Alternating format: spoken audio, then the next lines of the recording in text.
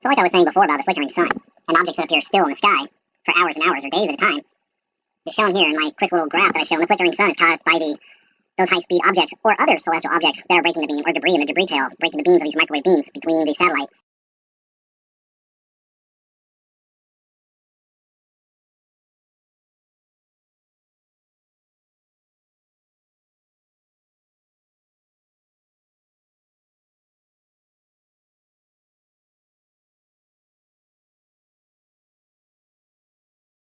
Sending the microwave energy to the antennas that converts the microwave energy into electricity, which power the lasers, which powers the sun simulator. So there's still a real sun, but here's the simulator in orbit. It's approximately distance of 250 miles above the Earth.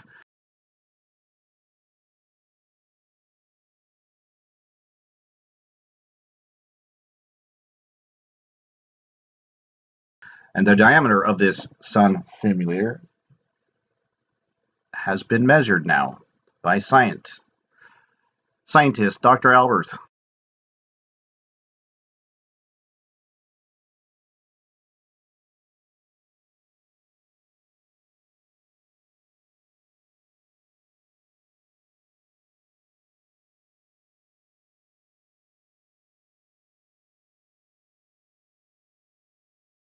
By the angle of the light that coming off the sun simulator has determined this is roughly 300 feet in diameter.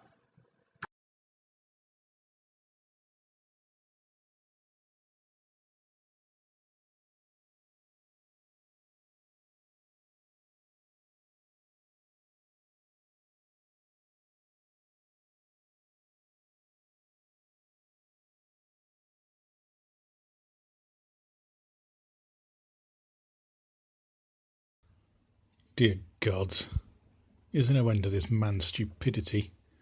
Once more, Jeffers, let's have a look what fuck-witchery looks like.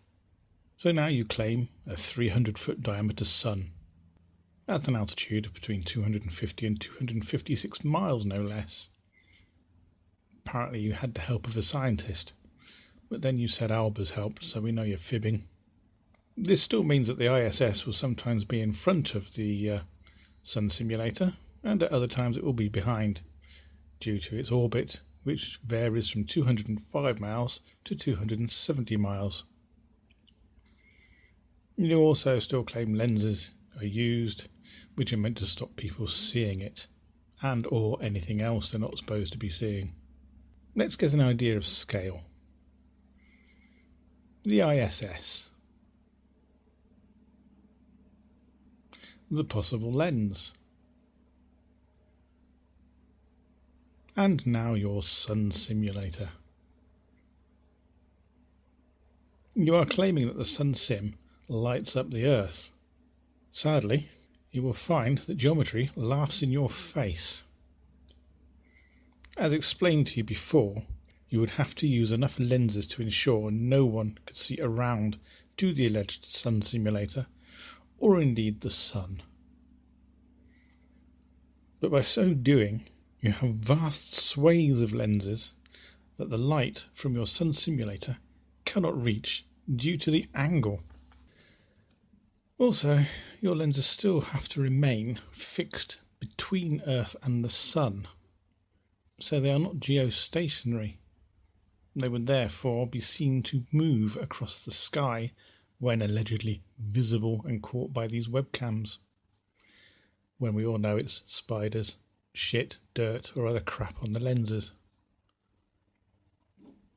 Your claims of the moon being affected by these lenses falls down in that it only happens in your webcams, and not to people who actually watch the moon with their eyes, telescopes and cameras. You know, people who are a bit more qualified. As I see it, quit, you have major gaps in your make-believe world. A. As stated before, you would need to cover an area of the Earth's orbit in excess of 900 million square kilometres. That's pretty big, Jeff. B. You would need to move this from time to time due to space junk warnings, and let us not forget the seasonal meteor showers we observe. Of note is that a flake of paint has enough kinetic energy to do significant damage. C. When did all the rocket launches occur to build this? Do you understand how long it would actually take to build such a vast structure? I didn't think so, Jeffers. Limitations on payload? No. How about the vast quantities of fuel? No. You don't seem to know a lot about this, do you, Jeffers? D. Where are you getting the fuel source for the simulator, Jeff? At that size, it is extremely finite. I look forward to your answer on that, if you can. E. How come a hydrogen alphascope can only see the sun, Jeffers? F.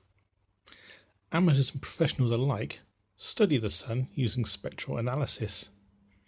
These people would know that it is not the sun they were looking at due to the signature. Would you like to explain that one, please? And I don't want it involving people being murdered to keep them quiet, because that's just stupid. So, in all, Jeffers, I'm afraid your fantasy fails abysmally. Now, did I hear you say you were going to do a more detailed drawing? I can't wait to see it. And rip it to shreds as well. Cheerio, old boy.